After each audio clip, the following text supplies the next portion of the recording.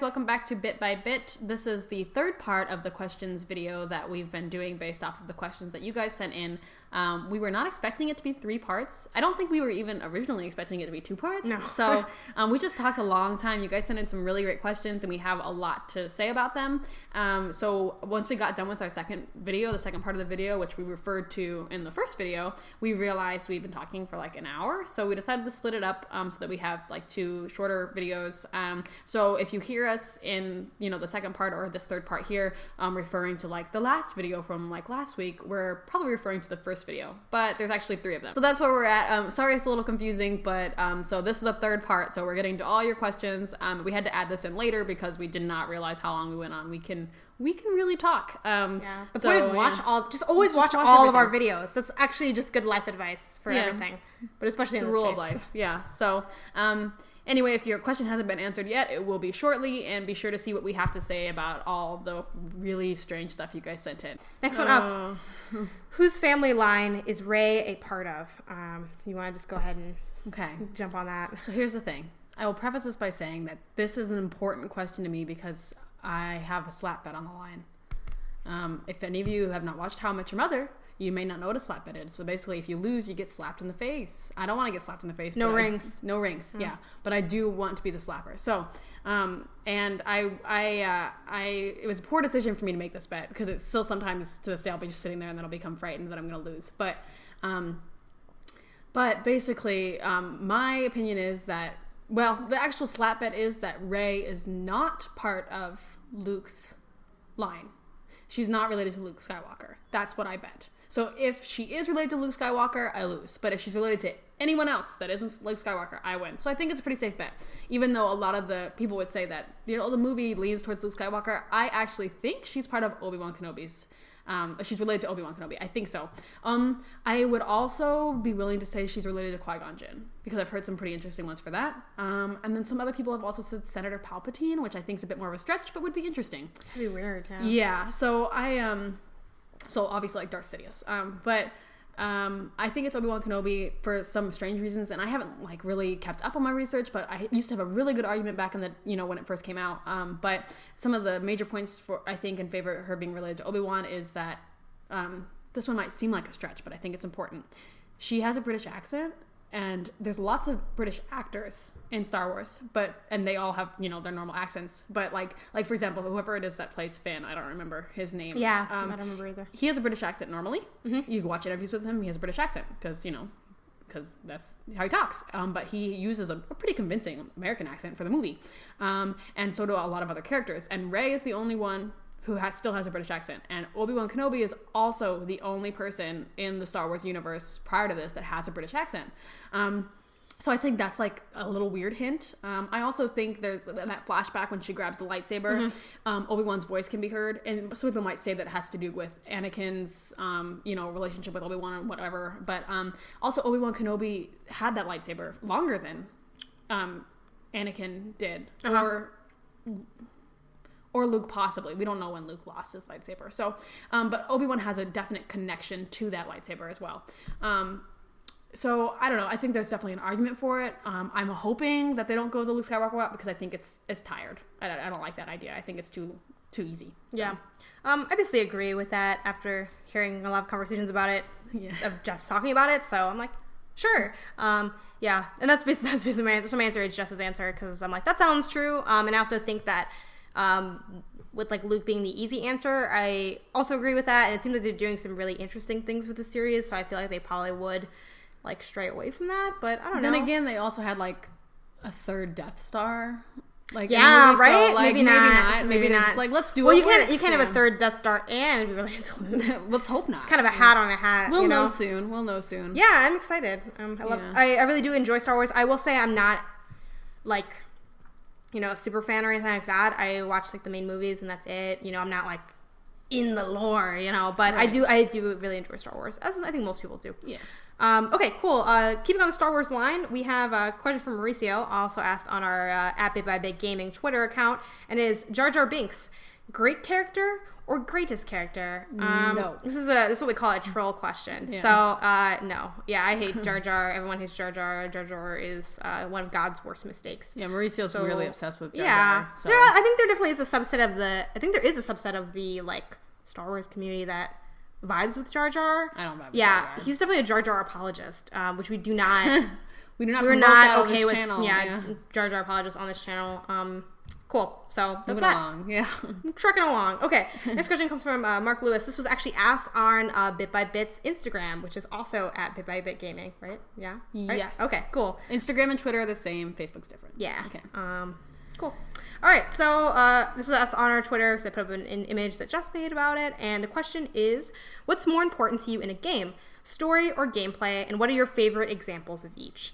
So for me, what is more important to me in a game is gameplay. I think they're all I think both things are really intertwined. So I think it's a little bit of a I guess I don't think in the gaming community we get too much from this particular discussion, just because I think they're both really linked at this point.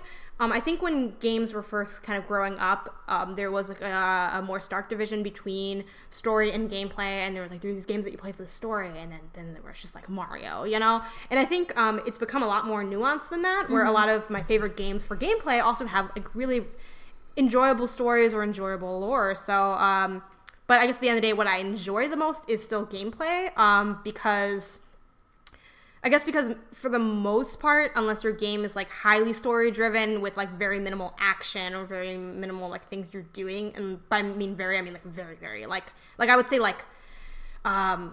no, I feel anyway to drive through the story you need the gameplay. So I think the gameplay still should be a certain level of engagement.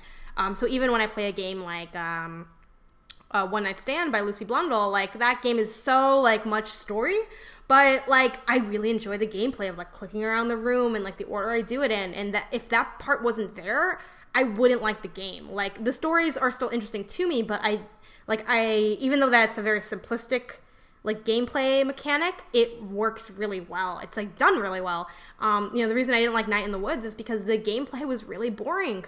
It got really old really quickly, and I get that it is mainly a story game, but the gameplay also needs to be there. And when it shined the most, I think the gameplay really was there. The mini games, the rhythm games, you can play a dungeon crawler on your laptop, cute, which is really great. So I think when games shine the most, when there's a healthy marriage between the two. So to quickly answer the second part of the question, my favorite versions of each.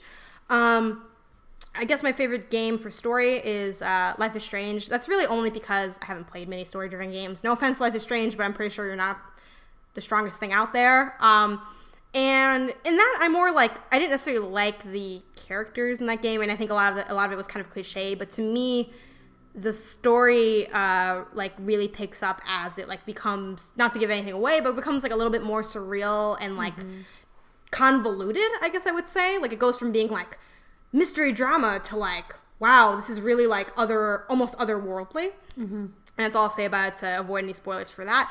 And then my favorite game for gameplay it's probably gonna be Breath of the Wild. That game just came out, so I feel weird saying that, and that's I know that's that's the coldest hot take. It's guys, this Breath of the Wild is pretty good, and everyone's been saying that, but it really is damn good. So yeah, and for that, the reason I like the gameplay on that is just because it's literally doing everything is amazing in the game, which I feel this is gonna kind of bite off a little bit of what was just talked about on Game Blitz podcast, because they also talked about Zelda. But yeah, really everything is fun.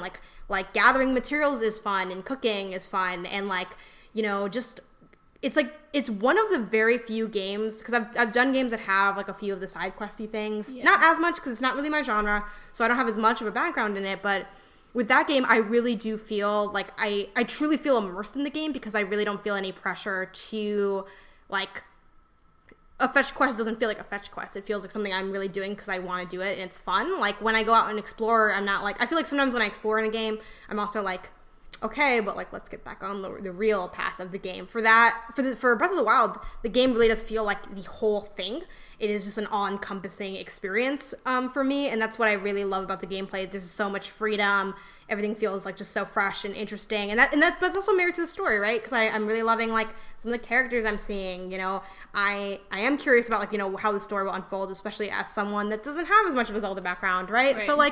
So I think, you know, I think story is also world building, and I think you need interesting worlds to have gameplay that is good. You know, whether it is like the big landscapes of Hyrule or, you know, the bedroom you wake up to in Lucy Blundell's game. Like, you have to have those things. So those are my examples. Okay. Yeah, I think this is like our classic schism a little bit. It was like, I agree with you, but of course it's always been like this with us. I'm always a little more on the story end, and you're always a little more on the gameplay end because of your background with platformers and my background with RPGs, which I think makes us a good combo. But yeah, for me, story is more important, but I'd agree with you that the gameplay can't get in the way of the story. Like if it's bad gameplay, it will hinder the story. Like if it's a chore to play, I'm not going to get into the story, you know? I definitely think that that's important. Like some things, I think they try really hard to like just focus on the story, and they're like, it's not really important if the gameplay's good. And while I think so, like some things that come up for me are Sybil is a game I played that's like about this like this romance that happens between these two people via the internet. Was it the phone game? It was like originally on iOS and then moved to Steam. I don't know if it was really on iOS or not. It has girl can you with like pink hair on the can front. You talk a little bit about what Sybil is? Yeah, Sybil's basically like you're this girl that's like recently in college, and you play this online game, and you sort of fall in love with this guy that's on your like on this game that you play online. It's kind of like, you know, it's like one of those like massive online games that you go on a lot, and they start a romance like online where they send each other pictures and stuff like that, and like talk and email and text and call, and then eventually she meets him in person, and you know, whatever. It's supposed to be based off a true story, which makes me feel bad saying the story is not good, because I'm like, if it's based on your real life, I feel a little bad, but it's just because something happened in real life doesn't mean that you can just like you still have to be a good storyteller in order for it to be an interesting story. Or also maybe it's just not that interesting. You know, it's like, hey, maybe. Right. Yeah, so I don't know. So for me, Sybil's gameplay was really awful. It was very unengaging, and I feel what was the gameplay just really quickly? Pretty much you just click on stuff. Okay. But it's not like as engaging as like Gone Home, or even like recently I've been playing something called Layers of Fear, which is like Gone Home, but like spookier. Also not that great of a game. I'm gonna write about it later, but but I got a little excited for it. I'm like, ooh, like Gone Home. I think you should maybe play it. I think you might enjoy it, but I'll let you know when I'm probably done. But basically, Sybil's like, you just like click on things, and like it's not even like, even when you go into the game that you're playing with this guy, the game that you're playing with this guy is so boring. So I'm like, oh my gosh, like you could have had a really good chance to make this engaging. So gameplay and story have to go together, but I do always like lean on the story side. I want games that have story. I do like games that are mostly gameplay, like Super Meat Boy. I'm not in that for the story, you know. Yeah. But I do like Super Meat Boy. And games that are more mechanical, but I like the story to be there too. I guess for me, my favorite example of story, I get so tired of saying the BioWare games, but they do it so well. Like, they just do. And I think my favorite story out of the BioWare universe is probably Dragon Age 2, actually, which is maybe a little bit of a weird answer out of all the games for BioWare. But Dragon Age 2's story is so good. I think mostly because it's really just really ragtag. Like, it's a very non-traditional sort of gamer narrative. You feel very at the mercy of the universe a lot, which is a lot of fun. And everything's always going wrong. And I like that. And my favorite example of gameplay is probably Ori. And Ori also has a pretty fun story. Yeah. The story is weaved in so subtly, and like it's not overdone, and it doesn't overpower the gameplay, but it's still there and it's still motivating, and a really beautiful game. But I think the gameplay is so perfect. Everything is so perfect about Ori. So is there is there something like specific? Can you talk about the gameplay a little bit? I really like that you sort of they do a really good job of giving you more abilities that sort of are seamless in your growth as Ori. You know, they don't feel sort of out of place. They feel like a sort of natural development of your use of gameplay. And so then you get the double jump and the ability where you can like shoot the little things and then use them to launch yourself, and things like that. And sort of it just feels like you're slowly learning how to interact better with the environment. And And it's all so seamless. It's none of it feels unnatural or sort of stilted. It's all very seamless and perfect. Yeah, and for those of you guys who don't know, I mean, it's a fairly old game, so I think a lot of people do know about Ori and the Blind Forest, and it was one of the more popular indies, but I also really love, and this is a mechanic that a lot of games use, but I think in Ori it's done really well, because since it's a 2D kind of side-scrolling thing, and it's my least favorite word, it's Metroidvania style, where the map has different areas, and you can go back to new areas when you get new powers. But that's also done really well, because like in Song of the Deep, like I feel like I'm just really so like going all the way back, and they have fast travel, but I'm like but yeah, and Ori doesn't have fast travel, but you don't need it, you know. It's really well done. And you have some like little things where you can go from one point to another. Oh, maybe I don't know. I never used it. I feel like I always forget when fast travel is there, but but it doesn't feel like a hassle to go back. I loved how for the combat, like for if you were shooting any beams or like, you know, for lack of a better word, you know, shooting little things because that's a power you have. I liked how it also paused if you were doing like the one that launches you. Yeah. Like it pauses mid combat, which is something that's been around in games for a long time. But I just feel like that one does it really well because it's not paused for that long. It's just the right amount of like of it being paused, so that doesn't totally take out the gameplay. And like also the platforming itself is really challenging. There's I forgot the name of the level, but the water one where the water rises, and that's really really hard. But like also a lot of fun. Ori does a brilliant job at really challenging you, but still not frustrating you because you know that like, God, this game's well designed. You know, like it's not just so much like, oh, like you know, it's you can't be frustrated because it's so well crafted. Some games are so poorly designed, and that's why it's hard. But it's hard because it's designed to be challenging. Yeah, it's really tightly done, and I also really loved Ori. So yeah, I think those are awesome. Those are all really good games that all you guys should play.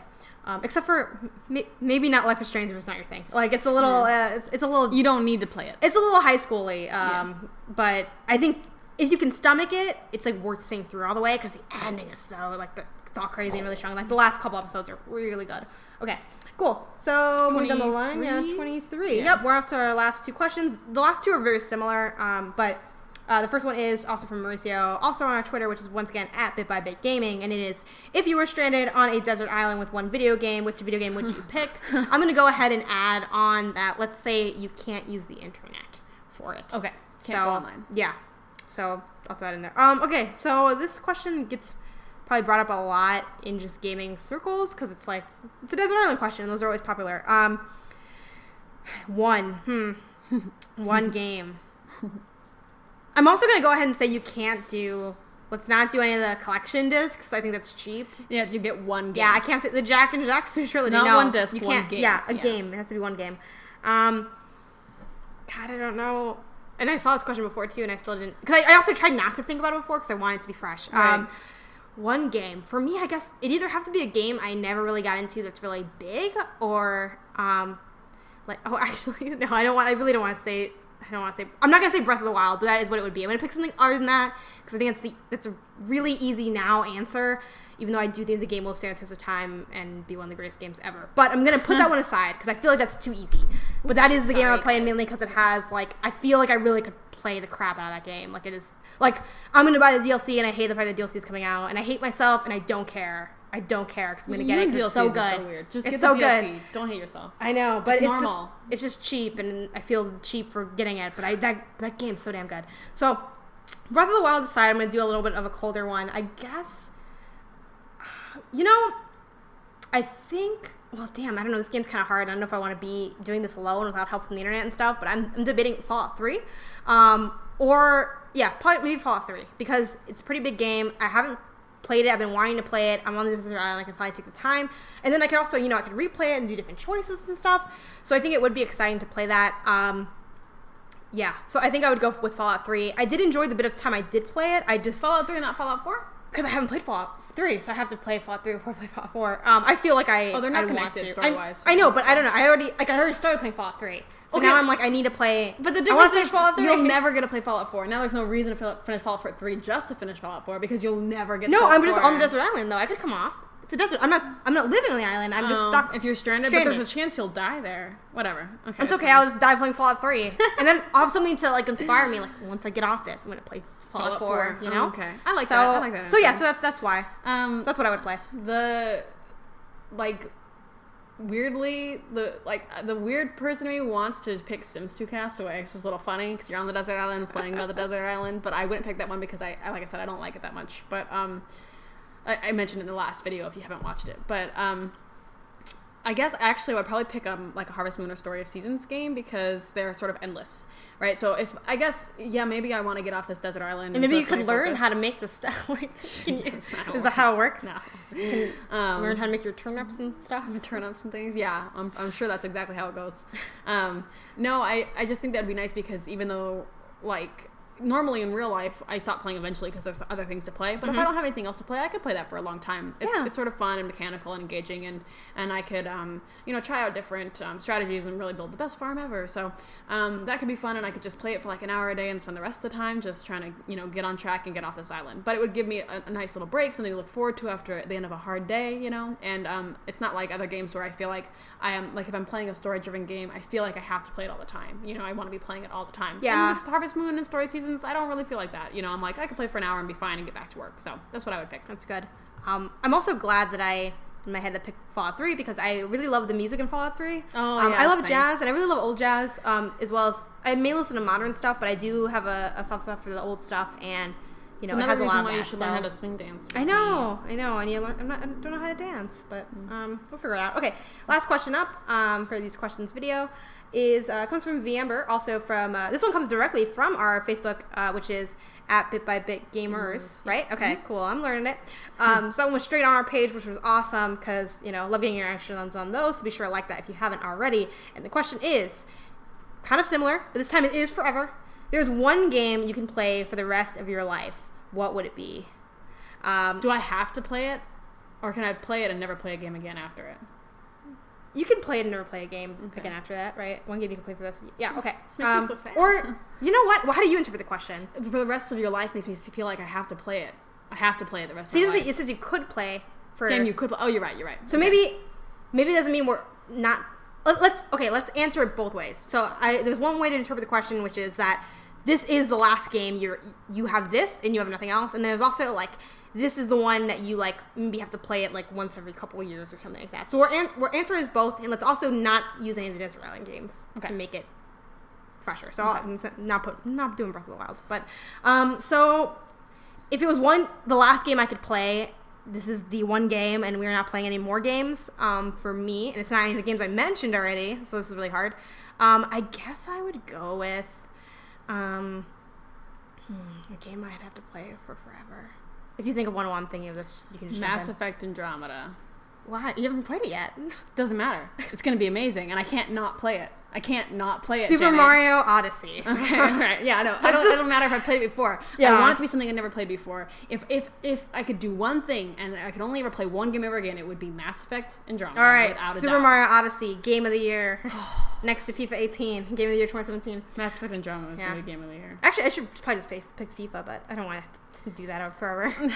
I love it, though. As far as games I had to play forever, like I have to keep playing it over and over again, I don't know. Like, that's hard. Like let's say every 2 years you have to beat it or something like that. Or like at least put like 30 hours or beat it whatever comes first. Because I get if it's like a really big game, maybe, if it's The Witcher 3, that's not going to be 30 hours, right? No. But like you have to replay it for 30 hours or beating it, whatever comes first, every, let's say, 2-3 years. I feel like I have to pick something that's a little more mechanical because I don't want to watch the same story over and over again. That's true. Yeah. Which doesn't make a lot of sense because I watch the same movies over and over again. Like I just watch like Pride and Prejudice and the Before series stuff like every couple of months. So I would watch the same stories over and over again, but I don't want to play the same stories over and over again. So I'd probably pick something. Oh, you know what? Donkey Kong. Let's go with that. Donkey Kong Super Nintendo. I want to play it again right now. I haven't played it in years. I'm itching to play it, and I could play it again for the rest of my life. That's fine. I think I do Donkey Kong 2. Yeah. For the Super Nintendo. Okay, the SNES. Okay, cool. Mm-hmm. I think I would do there's not a lot of games I replay a lot. I guess it would be a toss up between so again I have to play every couple of years. I don't know. I don't want to do it. I don't want to play it again. I don't replay games a lot, which you can hear about if you check out our really old video we have on replaying games. We can link it in the bio. Yeah, Catherine's or in the about. It's a really fun one. Yeah. I guess. I don't know, because it's just one game. Because I want to say the Jack Trilogy, but that's 3 games, so that doesn't count the same. And I don't think I want to do that. It's really hard. It's a toss-up between Mario 64 and Yoshi's Island. Just 'cause I loved Yoshi's Island. so that's really cool. I guess I'd go Mario 64 because I was really surprised on how much I've been enjoying replaying it. The game's way harder than I remember it, and a bunch of crazy things happen. Like I said, this is backtracking to something I think I mentioned in the first video we did of these questions, just to kind of wrap it up. But I've been playing it, and my brother's watched me play it a couple times, and now he really likes watching me play it because all the gameplay is so crazy. Like, I really wish I could stream this, or like I've been trying to think of ways to maybe prop up my phone and do like a little periscope of it or something, because it's really, really crazy. Like, all the deaths are really crazy. Like, everything is kind of really hard. Like, my brother literally said, he's like, watching you die in this game, it's literally like, I don't know if you've seen floating around the internet these stories of like these crazy little Breath of the Wild stories of like, then this happened and then this happened. It's crazy, right? I get that, and I don't really read them too much either because they are nice, but those are more things I want to hear in real life from people than from like people online personally. But yeah, people will have like little crazy stories, and I have so many of those from Mario 64 that I wasn't suspecting. Like, like just because I kind of forgot a lot about the game. So like, where the bird takes your hat and you have to like get it back from him, and you like literally won't have the hat until you get it back from this bird, and I'm like, what the hell? Or like things just like blowing me off of like high parts of levels, or just like enemies that are, or like it's also the game's a little glitchy because it's old, so like, oh, this enemy's like stuck on this wall and that's weird, or like not knowing where I'm supposed to go, or like I go to get the star and end up getting the second star. Where's the first star? How did I get to the one that's later? Like, it's right. Yeah, there's and like it's just crazy, and it still really holds up to me, and the music's really great, and it's one of like the flagship Mario games, I think, in Mario history, and that's one of my favorite franchises ever. So I think that would be the one I could play every couple of years and still get a bit of a kick out of. Maybe one day, finally find Luigi. I never heard that little rumor of like Luigi's in the game somehow, even though we've had this game for decades and no one's found him. Like, right? I could use that time for that. So yeah, cool. That wraps it up for this video. A lot of questions. Yeah, so many questions, and me and Jess were talking during the break between these two, but we've really had a really good time with it. It's also nice to have like you guys give us some topics of things you want to hear us talk about, rather than just having us come up with what we think you guys might be interested in. So definitely leave us questions or comments below on how this video went. If you want to see more of this, if you have questions you want either answered on the channel as an episode or answered for a separate questions video, definitely leave us a comment below. Be sure to give this video a thumbs up. Be sure to subscribe to our channel. And you can also follow us on all of these social medias. We are at Facebook at BitByBitGamers, and we are at Twitter and Instagram at BitByBitGaming. So be sure to follow along. All the content on there is a little different, which I really like about our socials. And it's a good place where you can have those conversations as well if you don't want to necessarily just comment on YouTube or on Podomatic or anything like that. Right. So yeah, thanks for checking this out, guys. Thanks, guys. Bye.